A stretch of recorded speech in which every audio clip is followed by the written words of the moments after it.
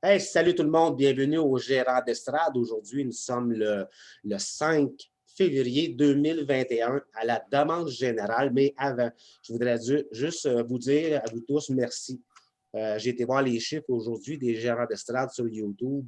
On a en moyenne 1672, non, on a eu 1672 vues en 30 jours, ce qui est vraiment excellent. Et puis, lorsque j'ai pris mes cours sur YouTube, comment devenir YouTuber, on m'avait dit, si tu as 10 personnes que tu ne connais pas, en dedans de 2 mois, tu vas voir tes vidéos, ça va être bon 116. On est 10 fois plus vite que la... J'ai des poils qui me dressent sur ses bras. On est 10 fois plus rapide que la moyenne des autres chaînes YouTube. On a juste 3 mois et ça va 100 000 à l'heure. Bon, ce soir, on va s'amuser pour la deuxième fois, la demande générale. Et je suis très, très, très, très, très, très, très surpris du nombre de fans. Ce soir, on va parler un petit peu de lutte. On a 45 minutes à parler de lutte. Pour commencer, je vais présenter ceux qui sont avec moi. Steve, tu es un des fidèles. Salut, Steve, ça va? Yes, sir. Yes, sir. Bruno qui est avec nous. Ça va, Bruno? Yes, numéro 1, mon âme, ça va, toi? Oui, le numéro 1 aussi. Numéro 1 aussi. Il y a Eric qui est là pour la première fois avec les gérants d'estrade. Eric, j'ai une mauvaise nouvelle à t'apprendre. Si tu viens de tomber dans la soupe des gérants d'estrade, tu ne serais plus capable de t'en passer. Salut, Eric. Salut, Pierre, ça va bien? Ça va super bien. J'ai mon ami Denis Vandal qui est avec nous aujourd'hui aussi. Denis Vandal, justement, que c'est un arbitre à la lutte. On va en reparler dans un prochain épisode. Super le fun que tu es là, Denis. Hey, merci Pierre pour l'invitation. Bonjour à tout le monde. Ça fait plaisir, Denis. Et j'ai Éric Lefebvre aussi qui commence. Ben, lui, il a tombé dans la soupe il n'y a pas longtemps. Comment ça va? Oui, bien bonne la soupe. Yes, sir. Écoutez, les gars, on va devoir faire ça rapidement quand même, là, à cause du match de hockey des Blues tantôt. Je vais commencer avec Steve. Steve, je sais que tu es un grand partisan fervent amateur de lutte.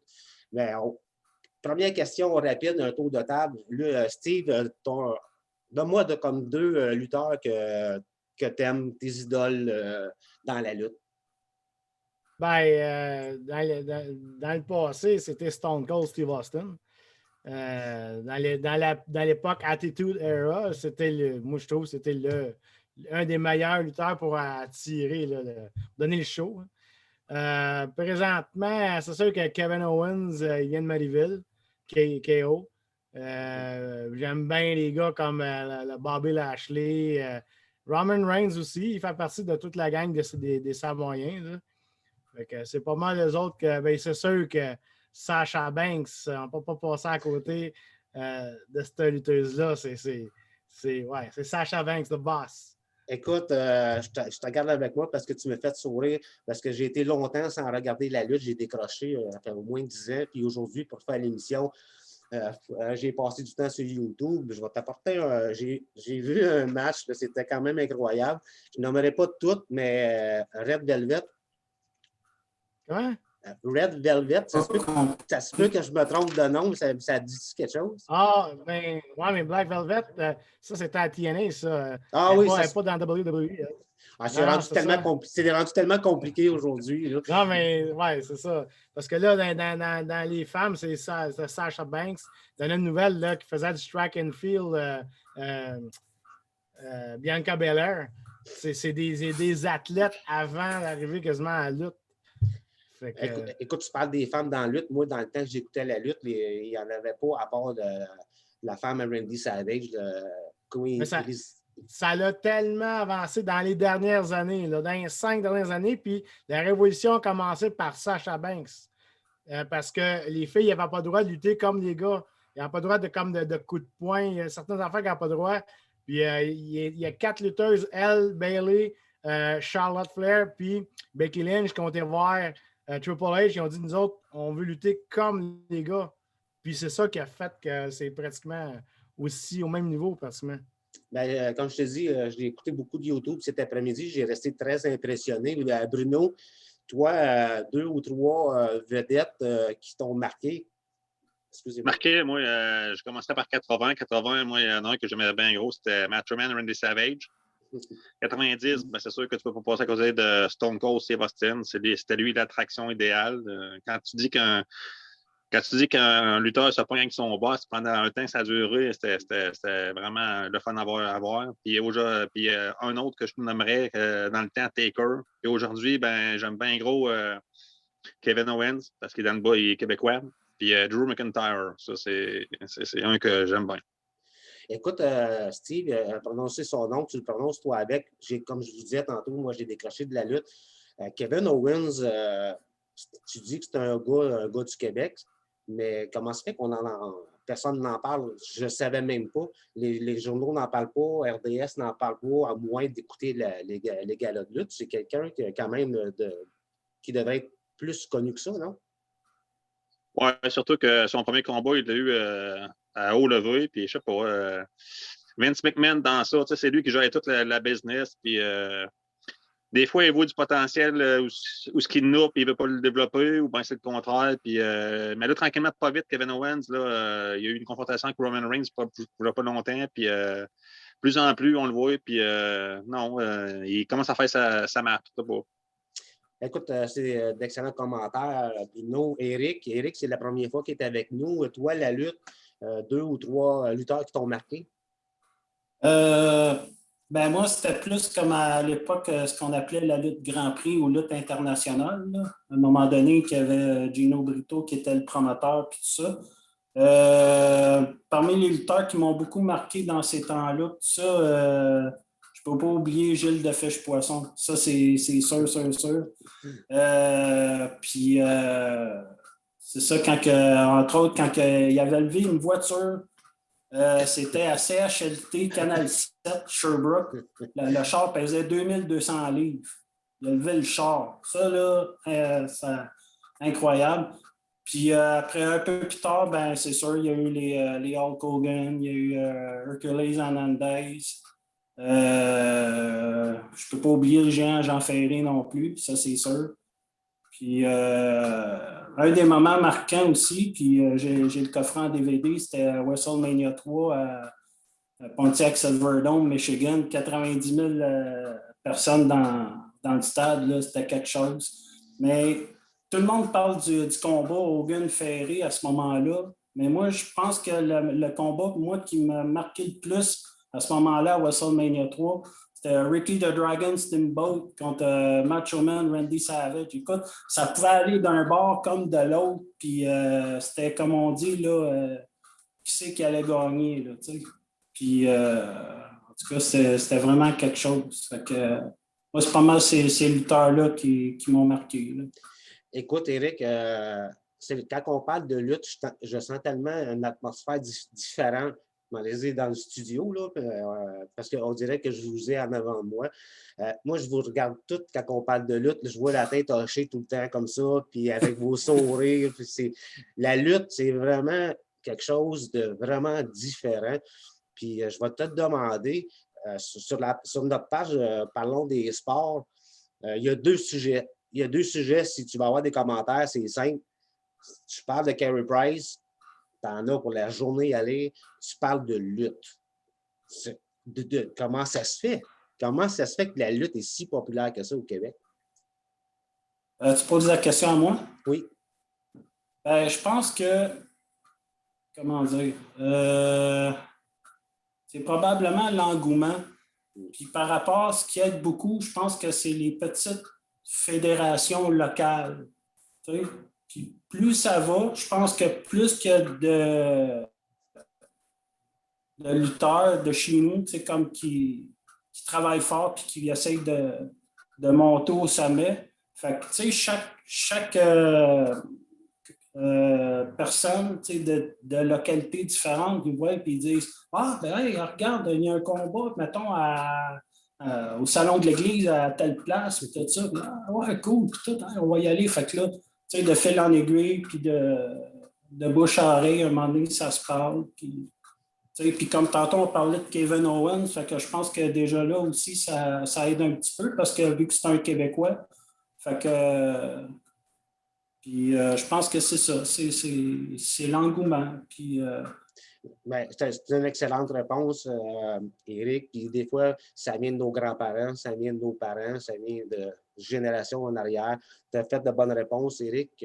Denis, toi, 2 ou 3 lutteurs qui ont marqué ta vie. Dans les années 90, il y a eu l'Undertaker. Dans les équipes, tu as eu les Demolition, que j'ai bien aimé.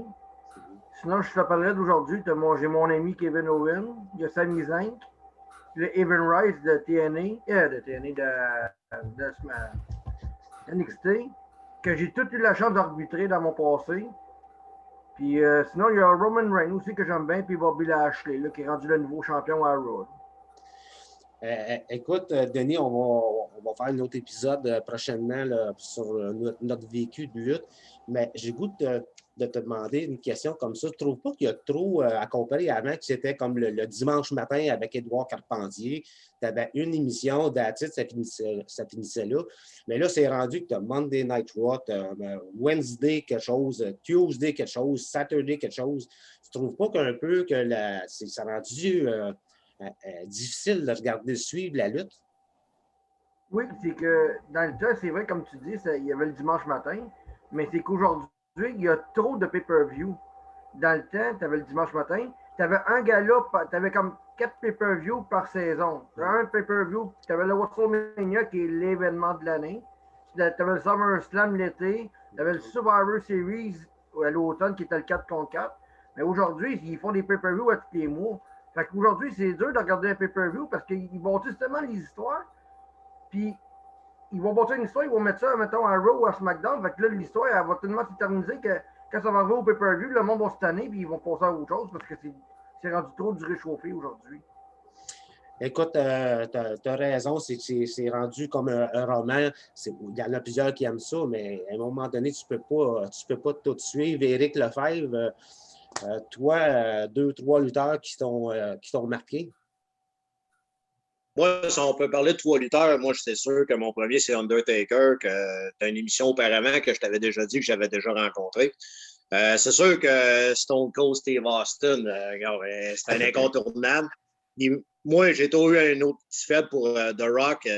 C'est son charisme sur le ring, sa manière de parler au micro, ses mots.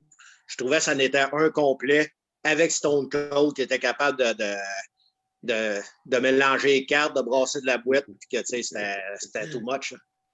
Écoute, tu me ferais avec The Rock. Te souviens-tu quand il arrivait dans le ring? If you smell what The Rock is cooking! Puis il lançait le micro. J'avais promis que je n'étais pas pour chanter, mais là, il est venu comme une image. Tu sais, on parle du Rock, puis Stone Cold qui arrivait, puis il brassait. Puis les canettes, j'ai mis le vidéo, je pense, sur la page Parlons des sports. J'ai jamais vu ça. Il y a quelqu'un à l'extérieur du ring qui lui lançait des canettes, puis il les pognait juste d'une main. Là. Il pognait l'autre d'une main, puis là, il montait sur le 3e quart, puis la lutte, c'est ça. C'est vraiment un show. Je vais te garder avec moi, Éric, vu que tu as été le dernier, je vais te garder avec moi. On a parlé beaucoup d'époques. Laquelle des époques, toi, que tu préfères, celle, on va dire, du temps de Hulk Hogan, Macho Man, Savage, ou à l'époque d'aujourd'hui? Moi, on fait juste circuler justement à l'époque de Stone Cold, The Rock, Undertaker, l'Attitude Era, que les main eventers, les tops qu'on pouvait nommer, Taker, Stone Cold, The Rock, Kane, Triple H, tu pouvais en avoir 7-8 qui pouvaient avoir la ceinture puis qui pouvaient tout être bons, qui pouvaient tout amener le show, qui pouvaient tout mettre le show une coche au-dessus. Moi c'est mon époque que j'ai aimé le plus dans. Je partage aussi ton choix. Je vais aller demander à Denis. Denis, toi, laquelle des époques que tu préfères? C'est que les années 90.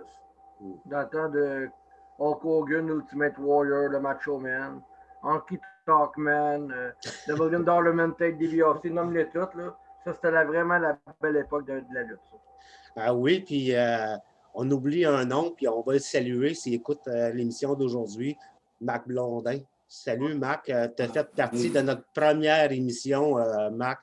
Je pense que tu étais, après Philippe Aumont, tu étais ma deuxième vedette qui est venue sur les shows. Marc, on se salue. Steve, toi, tes trois, mettons, deux, trois préférés. Non, c'est pas ça, on est rendu à quelle époque? L'époque de Macho Man, Hulk Hogan ou l'époque d'aujourd'hui?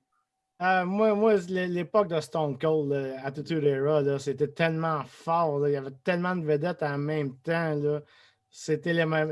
Quand Stone Cold était pour être là, j'aurais aimé, ça, c'était une affaire. J'aurais aimé ça être dans l'aréna. Quand il faisait les Raw avec McMahon. Quand il était rentré avec la truck Budweiser, il a failli faire tomber l'écran géant. Là. Il a passé en dessous, ça passait tout à fait. C'est l'écran géant à l'avancée, en tout cas. Ça, c'était mémorable. C'est la meilleure période. Écoute, tu parles de l'époque Stone Cold McMahon. Je pense que c'était la confrontation qu'on ne verrait plus jamais dans l'île. C'était le meilleur feud. Ah, ça, exactement. Tu m'en parles. J'ai des frissons. Ça me rappelle des souvenirs. Là. C'était vraiment quelque chose. Puis, comme on l'a dit tantôt, son entrée. Là, oui.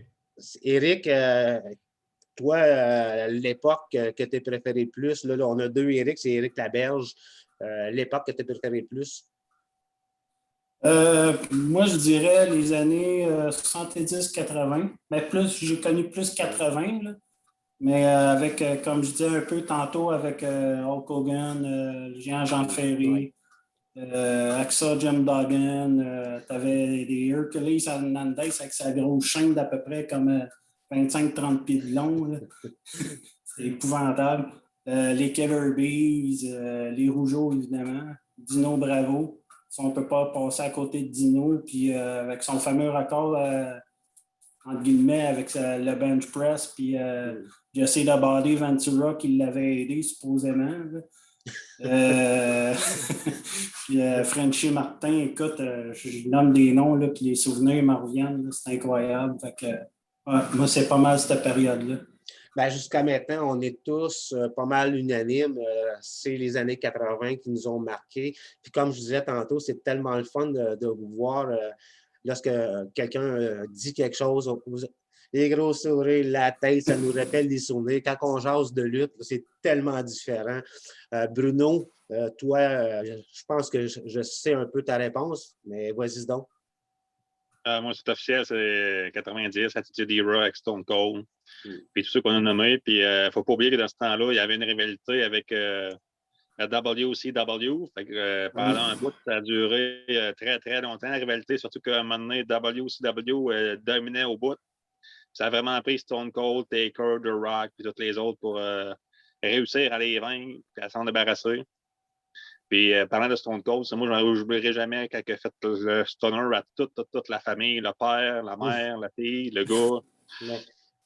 Fait que, puis on pouvait s'assurer d'une chose dans ce temps-là dans la Hero, c'est que si Stone Cold n'était pas là, Taker remplaçait pour faire le show. Si lui était blessé, The Rock remplaçait pour faire le show. Il y avait tous les éléments possibles pour que tous les bons puis ceux qui amenaient le show à élever, ils étaient là. Il en manquait un, ben l'autre prenait la place puis il levait le show. Ouais, donc, on est tous unanimes à choisir l'époque de Stone Cold. Puis, écoute, apporter un bon point tantôt, ben, il n'y a pas longtemps qu'il y a eu comme une rivalité. Là, aujourd'hui, vous allez me perdre un peu parce que je n'écoute plus la lutte, ça fait un goût. On me dit qu'il y avait une nouvelle fédération, la AEW. J'aimerais ça que tu m'en parles un peu, Bruno, je vais te garder avec moi.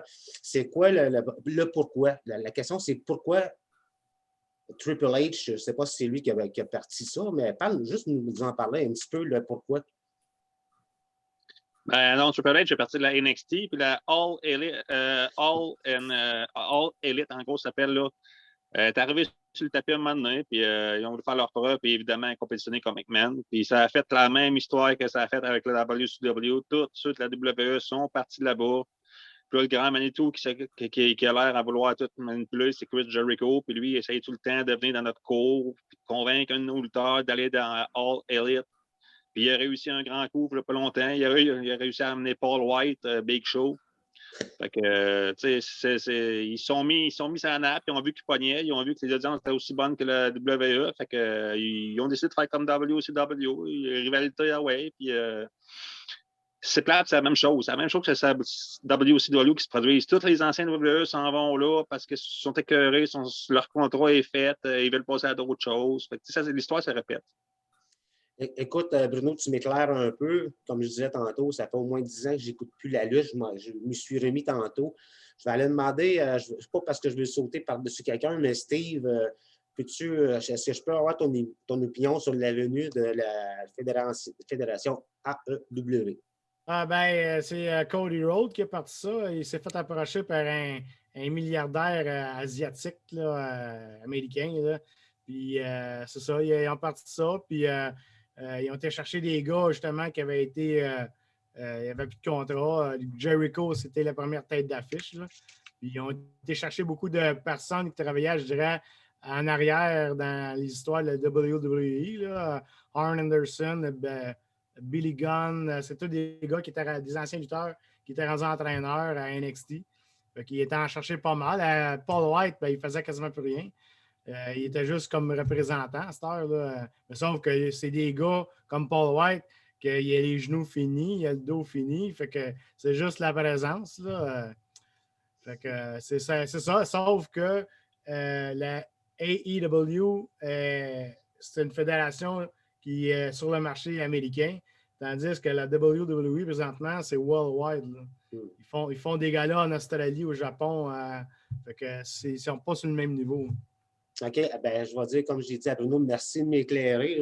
Ça en fait beaucoup dans mon petit cerveau pour essayer de voir. Là, j'ai plein de lettres dans ma tête. WWC, WWE, AEW. Et boy! Cody Rhodes, son père, c'était Dusty Rhodes, The American Dream. OK, oui, je me souviens de Dusty Rhodes. Éric Laberge, toi, qu'est-ce que tu penses de ça, les fédérations? Donne-moi une gorgée, Steve. Éric, ben là, vous n'êtes pas correct. Éric Lefebvre, je vais y aller avec toi. Comment tu trouves ça, toi, Fédération X, Fédération Y, Fédération qui n'en finit plus? Moi, j'ai rien contre ça. Sérieusement, j'ai rien contre ça. Puis, dans un peu comme n'importe quoi de la compétition, ça fait pas de tort, justement. Tu n'as comme pas le choix juste d'upgrader ton produit ou d'aller chercher un petit bout de produit que normalement que tu n'irais pas chercher, mais que là, tu n'as pas le choix de développer. Moi, je le vois de même. Puis on parle et tout que on nomme des noms là, dans le temps que Dean Ambrose, que son contrat était échu avec la WWE, que son vrai nom, c'est John Moxley. Il est arrivé là, Cody Rhodes et Jericho, ils ont été cherchés. Et puis, ça a fait une vedette automatique. Je sais que les premières semaines que Moxley était là, les codes d'écoute de la AEW ont fait ça. Ils sont partis par le haut. Oui, c'est nouveau, c'est de l'engouement. Puis, c'est correct. Des fois, ça prend juste ça à une fédération d'aller chercher un nom ailleurs ou un petit peu ou un plus. Des fois, il faut que tu y ailles le chercher. Écoute, je vais le dire à toi, mais je le dis à tout le monde en même temps, vous m'impressionnez. Comment vous faites pour avoir tout ça dans votre mémoire, les paquets de fédérations, les paquets de lutteurs. Vous êtes des passionnés de hockey, vous connaissez votre hockey, puis vous connaissez sûrement votre football, convaincu, le baseball peut-être un petit peu. Moi, je ne suis pas de football, par exemple. Ben, écoute, vu que tu es là, Éric, toi, qu'est-ce que tu en penses de ça, toi, les paquets de fédérations, les paquets de lettres, puis les paquets d'affaires pour faire exprès que le commun des mortels ne suit pas? Ben, moi, comme je disais tantôt, j'avais décroché à peu près vers gros max 2005. Mais pour répondre à ta question, un peu comme Éric Lefebvre disait, je pense que ça, d'une part, ça amène une saine compétition. Mais d'autre part, si on se remet dans le contexte, puis si on recule dans le temps, avant l'arrivée de la WWF, je nomme un nom, puis ça va peut-être rappeler des souvenirs pour les plus vieux qui suivaient ça dans le temps. Vern Gagné. Quand Vern Gagné, lui, c'est qu'il est arrivé puis il a pris le territoire de Montréal. Fait qu'à un moment donné, veut pas, Montréal se trouvait à perdre le territoire. C'est New York qui ont pris le tape, puis parce que la lutte, en tout cas, du moins à cette époque-là, se faisait en studio. Donc, avec la télévision, fait que tu n'avais pas besoin de.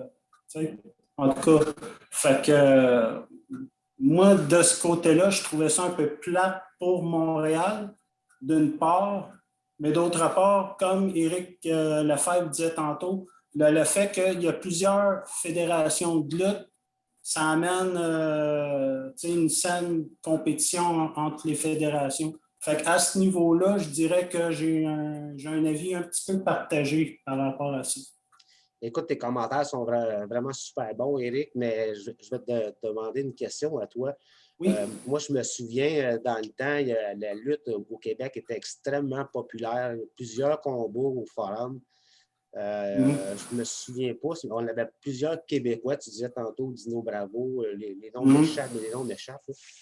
Penses-tu que si, mettons, quelqu'un qui a de l'argent, mettons, au Québec, décide de partir d'une fédération, la grosse fédération, il y a plusieurs petites fédérations dans les villes alentours, mais quelqu'un qui dit, là, moi, j'ai du cash, je loue le Forum, puis je remplis ça de Québécois. On sait qu'à la boxe, les combats locaux, c'est super populaire.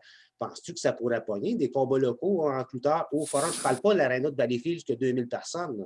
Je parle au Centre Bell. C'est une très bonne question parce que moi, je me rappelle à un moment donné, quand il y avait eu, là j'ai un blanc de mémoire pour l'événement, mais à un moment donné, au Centre Bell, il y avait eu un combat entre Bret Hart et Shawn Michaels. Puis ça a fait jaser un bon bout de temps. Par contre, après, ça a comme piqué du nez. Fait que là, est-ce que ça reprendrait? Moi, je dirais tout dépendamment de la qualité des lutteurs, de un. De deux, il faudrait que les fédérations de lutte puissent comme encadrer nos lutteurs d'ici, de faire en sorte que, tu sais, ils puissent avoir quand même une certaine réussite, puis que leur talent puisse être, comment dire, d'augmenter de leur niveau, si tu veux, là. Mais c'est ça. C'est tout dépendamment qui, d'abord, qui serait à tête d'affiche. C'est sûr que si, comme on dit, c'est deux pieds de céleri qui ne l'ont pas, oublie ça, ça ne marchera pas. Mais si c'est deux lutteurs quand même que lui, il n'est pas pire, puis, puis il est prometteur, il a du talent, tout ça. Là, le monde peut-être va embarquer, puis comme je disais tantôt, le bouche à oreille, puis la publicité, puis tout ça va faire que ça ne peut pas faire autrement que réussir. Écoute, c'est une excellente explication, Éric. Je vais aller voir Denis. La question initiale, c'était trouve pas ça un petit peu mélangeant, là, les paquets de fédération, les paquets de lettres, les paquets de galas?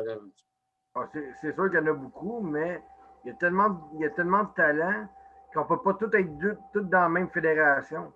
Fait que c'est sûr qu'il faut que tu développes plusieurs fédérations pour pouvoir lutter tout le monde. Parce que sinon, tu mets tout le monde dans le même panier, c'est sûr qu'il y en a qui ne lutteraient pas. Là. Fait que t'as pas le choix de faire ça. Écoute, c'est une excellente réponse, puis je vais te le demander, puis je vais faire un tour de table avec les autres qui restent. Ce que j'ai demandé à Éric, admettons que quelqu'un qui a bien de l'argent au Québec décide de faire la grosse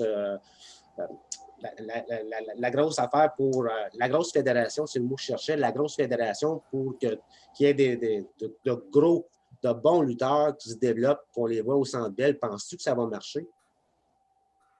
Oui, ça va être dur. Ça va être dur parce que même la WWF, des fois, ils venaient à Montréal au Centre Bell, puis ils étaient obligés de couper le Centre Bell en deux pour faire des house shows parce qu'il n'y avait pas assez de monde. Fait que c'est très, très, très, très dur.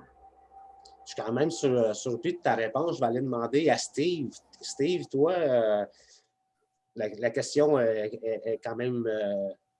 je me la demande. Penses-tu qu'un homme super riche peut créer une fédération, la Fédération canadienne de lutte? Moi, je pense pas. Je pense qu'il ne fera pas assez d'argent. Ça ne sera pas assez payant. Commanditaire, je ne pense pas. Il faudrait que ça soit un Kevin Owens. C'est un nom connu qui soit, mais je pense pas. Non. Puis, il y a beaucoup de fédérations au Québec, des petites fédérations. Il faudrait qu'ils acceptent que des lutteurs qui partent. Puis, je ne sais pas. Je pense pas. Hein. Ouais, je suis quand même surpris de votre réponse. Je vais aller demander à Bruno. Toi, penses-tu qu'une fédération de lutte canadienne pourrait vivre? Non, je pense pas. Même, mettons ça marcherait, puis ça existerait, puis tout. Puis on aurait des grands talents comme Sami Zayn, Kevin Owens, des Québécois. Là. Veut pas, la WWE comme la AEW, ils ont des yeux et des oreilles partout. Tu sais, quelqu'un dirait, ils vont donc voir là, au Canada, là, s'il se passe des bons petits lutteurs, va donc voir ça, qu'est-ce que ça a l'air, puis essaie donc de nous l'amener. Non, on s'est fait piquer automatique. Puis le monde sont tellement accros à cette heure de la lutte qu'on a présentement, qui ont tellement été habitués à suivre la WWE, puis là, ils sont habitués à AEW. Ça pourrait faire son temps, mais les dénigreurs de AEW, ils viendraient voir dans notre cours et nous les piqueraient tous. C'est sûr que ça ne marcherait pas. Ben, excellente réponse, Bruno. Je vais aller demander à Éric Lefebvre. Toi, une fédération canadienne de lutte, tu penses-tu que ça pourrait fonctionner? J'ai bien des doutes. J'ai bien des doutes, sérieusement. Là. C'est pas qu'on ne veut pas encourager le produit local, le produit canadien, mais il faudrait avoir des reins extrêmement solides. Puis, tu sais, c'est de partir puis de se battre contre des géants, des gros. Tu sais, on veut pas, on parle de la WWE, là, on parle de multinationale, on parle de la grosse affaire. Je suis très sceptique, puis il faudrait bâtir sur des bases solides, puis même encore, je ne croirais pas. Écoute, vous êtes tous du même avis. Je suis pas mal du même avis que vous autres aussi. Là, je vais vous raconter un peu mon après-midi là, de recherche. J'étais là, ça se peut-tu? La lutte, c'est un show. La lutte, veut pas. C'est ça qui fait la renommée de la lutte. Il y a tout le temps quelque chose qui se passe. Puis j'ai commencé à regarder un petit peu sur le AEW, parce que, comme je vous disais au début, j'ai décroché de la lutte, mais je tentais d'accrocher pas mal. J'ai vu une vidéo de Smoke Dogg qui a monté sur le 3e câble puis qu'il s'est jeté sur un adversaire. Il y a une vidéo que j'ai vue, puis ça, on va en parler parce que sûrement vous allez l'écouter. Un de mes idoles était Sting. C'était son maquillage, son entrée. Puis j'ai vu, j'en parle, j'ai de la chair de poule. J'ai vu son vidéo, il va avoir le Street Fight. Je ne sais pas si quelqu'un connaît ce combat-là. Steve, je sais que tu suis beaucoup la lutte. Je ne veux pas te mettre dans l'eau chaude, mais est-ce que tu sais c'est quoi le Street Fight ou Sting? Que penses-tu de Sting? Oui, c'est sûr que Sting, c'était un des plus grands lutteurs là, de cette époque-là. Lui et Ric Flair à NWA. C'était les deux, le méchant et le bon, là. Batman, puis je sais pas, là. Mais c'est sûr que lui, il est comme Undertaker, juste le fait qu'il est là, les codes d'écoute augmentent. Puis un Street Fight, ben, c'est pas compliqué, c'est que tu te bats dans la rue, puis tout est permis. Tu ramasses une poubelle, puis une chaise, ça marche. Je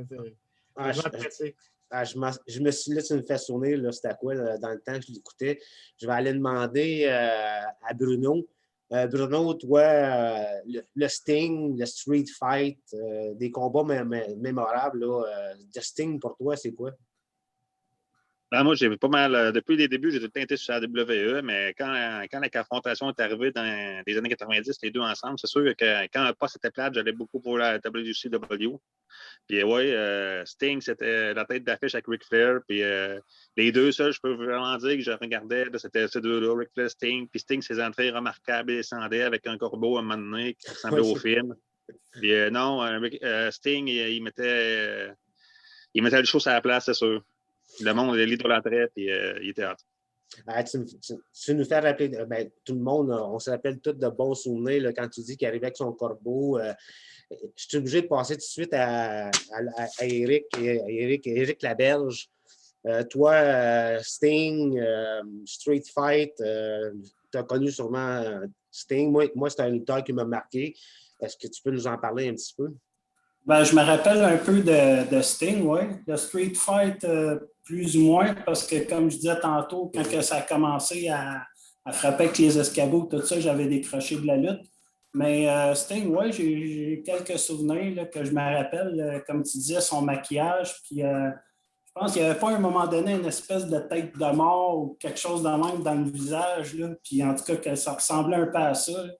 Puis à un moment donné, avec la WCW, je pense qu'il y avait pas la gang, je ne sais pas si c'est la même époque, ma mémoire joue des tours, là, mais avec la NWO, puis à un moment donné, Hogan il était là. Là, Hogan, il a débarqué de ça, il est revenu d'un bon, il a repris ses couleurs jaune et rouge dans le temps de la Hulkamania. Fait que, je me rappelle un peu de ça. Puis Ric Flair, tantôt, en même temps qu'on parlait, c'est pas mal dans le même temps. Là. Fait que, la tonne de championnat qu'il y a eu, ce gars-là, c'est incroyable. Autant la AWA, la NWA, la WCW, la World Wrestling Federation. Écoute, c'est fou, là. Écoute, tu nous fais rappeler, on se fait tous rappeler des souvenirs, mais quand tu as dit Hulk Hogan des méchants, il était tout habillé en noir, si je me souviens. Oui. Puis d'ailleurs, tantôt, quand tu parlais du Rock, il y avait eu un combat entre Hogan et The Rock, si vous vous rappelez. Puis ça a été un des gros combats marquants dans l'histoire de la lutte aussi. Écoute, une vieille question comme ça, puis je ne veux pas te mettre dans l'eau chaude, là, mais est-ce que Hulk Hogan est déjà venu à Montréal? Ah, ben oui. Puis d'ailleurs, le dernier combat de Jacques Rougeau s'est passé, je pense que c'était au Forum. C'était-tu le Forum ou le Centre Bell? C'est le Forum. C'était le Forum. Puis c'est ça. Puis c'était justement contre Hogan. Puis l'anecdote que j'ai su, parce que Jacques, en passant, est dans mes contacts aussi, c'est que supposément, Hogan a plié puis a accepté de le laisser gagner, ce qui n'était pas prévu au départ. Mais là, ils se sont dit, ouais, ben là, c'est à Montréal pour le show, puis tout, puis c'est son dernier combat, puis il était bon joueur, puis ça a l'air que c'est un super de bon gars à ce qui paraît, là, puis c'est ça. Écoute, comme je le dis souvent, on se rappelle des beaux souvenirs. Je vais aller voir Eric, parce que quand l'autre Eric a dit, je m'en souviens que Rougeau avait battu Hulk Hogan, puis quand l'autre Eric a soulevé le point, tu as fait ça de même. Pourquoi ça vient de chercher autant que ça, le combat Rougeau-Hogan? Ben, regarde, c'est vraiment que Rougeau-Hogan, Rougeau, c'est un gars de la place, puis d'affronter Hogan, dans le temps, c'était l'icon, tu avais Hogan et tu avais les autres. Là, on ne se cachera pas. Là, Hogan, il emmenait large un peu partout ce qui se promenait. Là.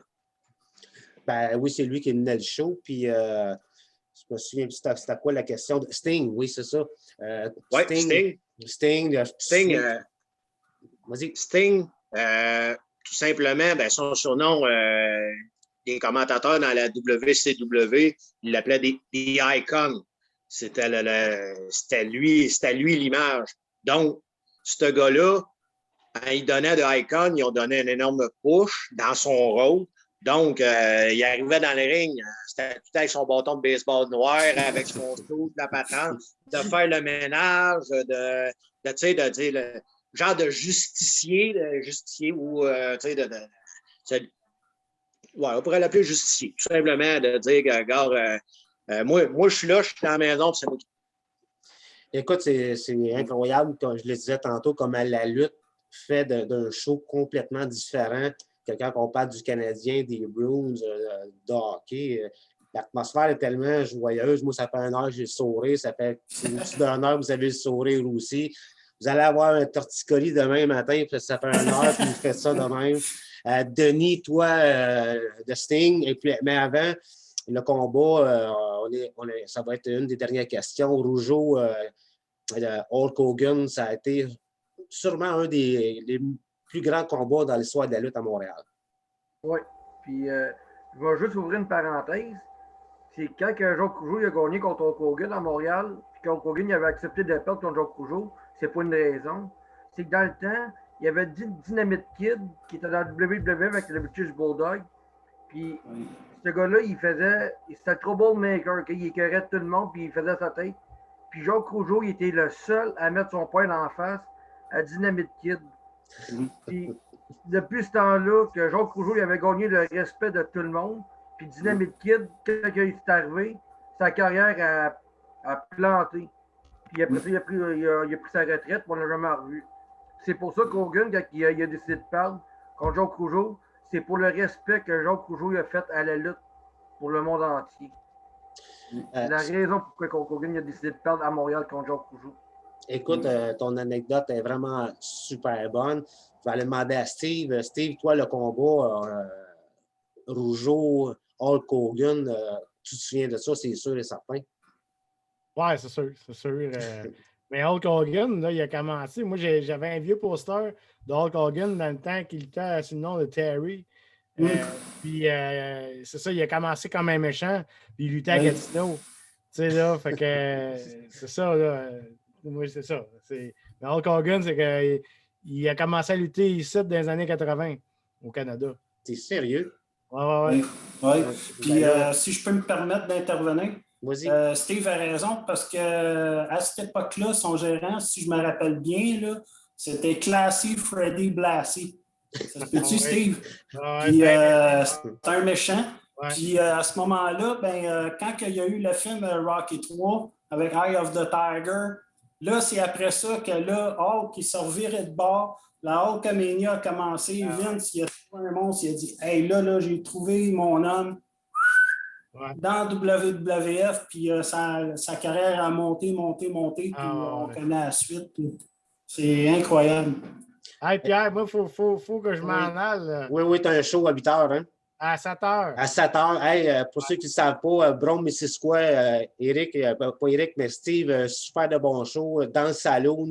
Viens prendre des shooters. Hey, écoute, je vais te texter tantôt, puis je te l'ai dit, je vais prendre des shooters avec toi en écoutant la game des Blues. Je t'envoie un message tantôt. Ça, c'est certain. Envoie-moi le lien pour pas que je cherche trop tantôt. Okay. Hey, bonne émission, Steve. Merci. Super Steve, bon. merci. Salut, Steve.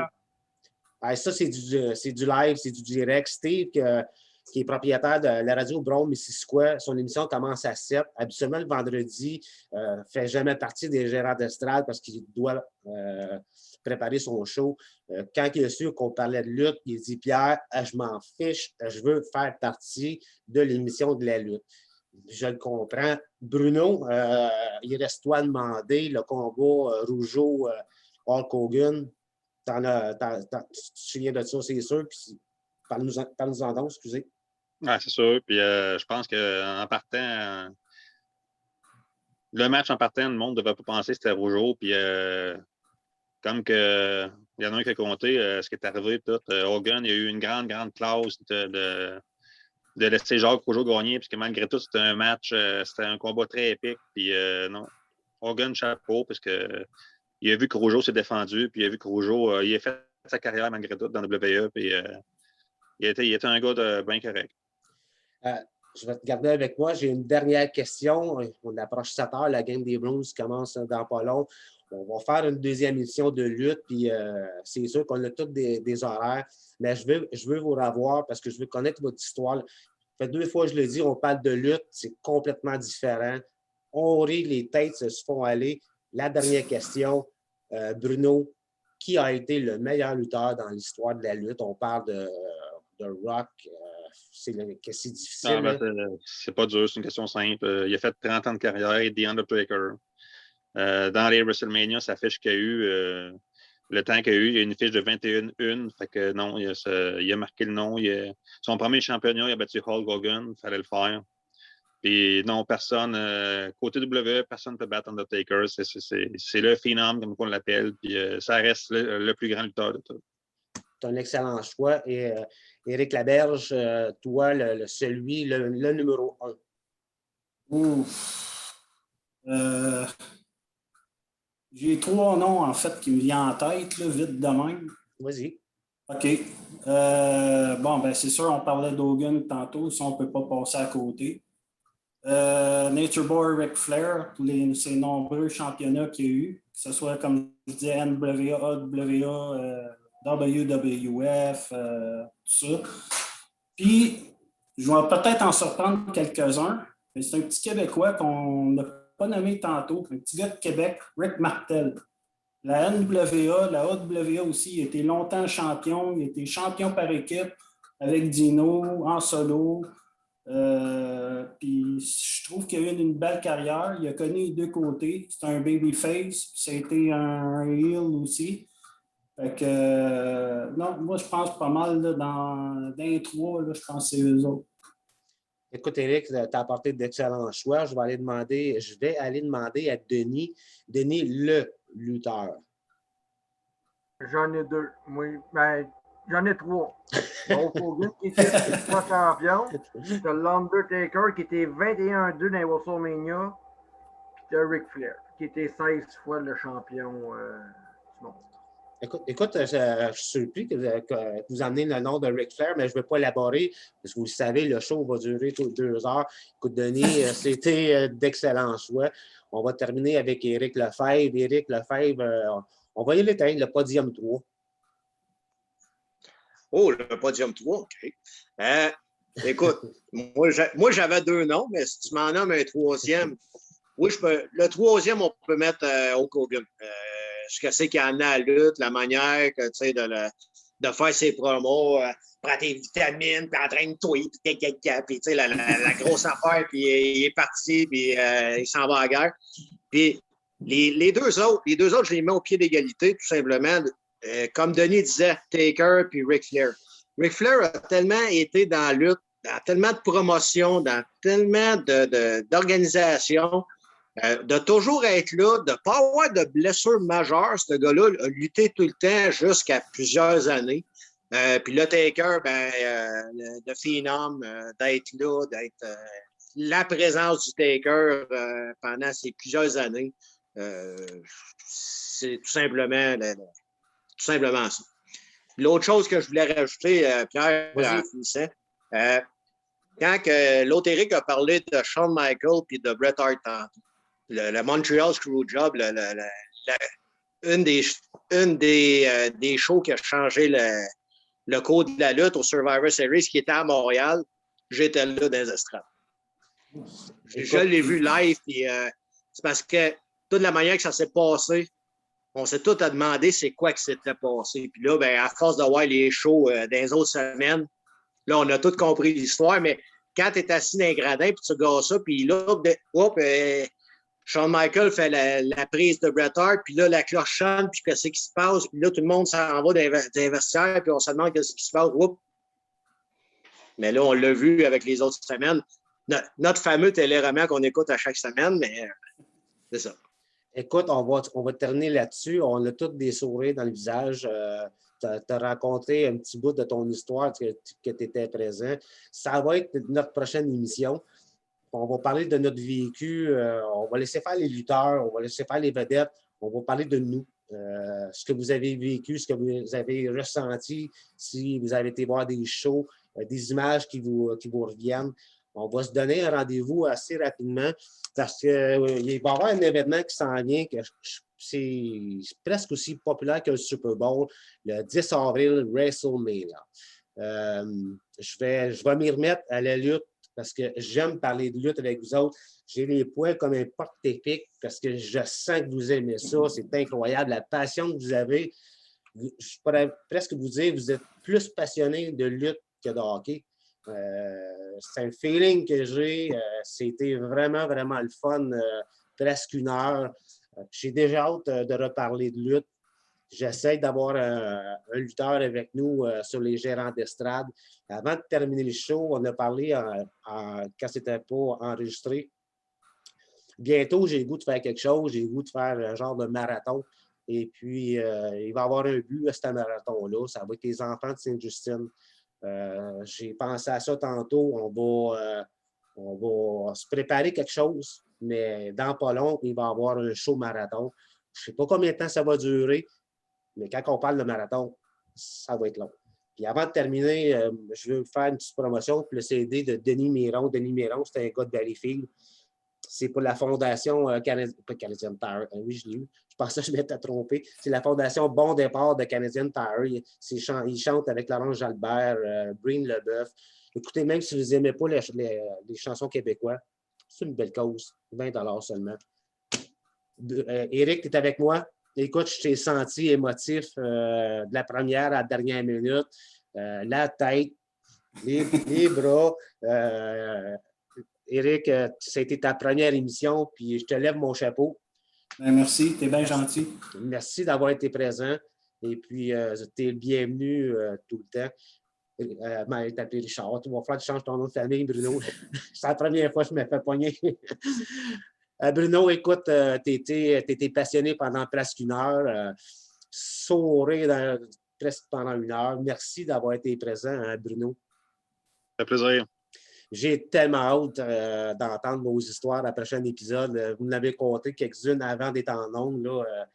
Je pense qu'on va avoir bien du fun. Denis, toi, tu es arbitre dans la lutte. Des histoires, il va en avoir une, plein d'autres. Ah oui, il va en avoir plusieurs. Oh, oui. Merci d'avoir été présent. Éric Lefebvre, je t'ai senti, comme tous les autres, hyper émotif, démonstratif. Tous les mots qui finissent par tif. Merci d'avoir été présent, Éric. J'ai déjà hâte d'entendre tes histoires. Merci d'avoir été présent. Ben, ça fait plaisir. C'est toujours un plaisir de faire des émissions avec toi, Pierre, puis je suis bien éteint. Écoute, les gars, c'était belle fun. Je voudrais remercier tous ceux qui nous écoutent. J'ai donné des chiffres tantôt. C'est des chiffres incroyables après seulement 3 mois. Au cours des 30 derniers jours, presque 7 000, j'aurais aimé ça, 7 000, mais c'est 1 700. Et puis, la moyenne de vues, c'est 116 par émission. C'est supposé d'être 10. Donc, tout le monde, les gars, on fait notre traditionnel peace. Salut tout le monde. Salut les gars. Bien, salut les gars, attention à vous autres. Puis avant, Puis avant de terminer demain, j'ai tellement de demandes les fins de semaine parce que vous ne travaillez pas. Il y a 2 shows demain.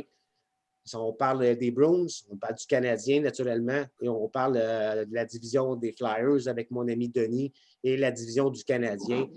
La question qui tue, le Canadien va-t-il faire les séries? Ils sont 4e. Je pense que sur le borderline, mine de rien, les Bruins sont rendus 4e. Gros match ce soir. Hey les gars, 3-2-1, merci les gars.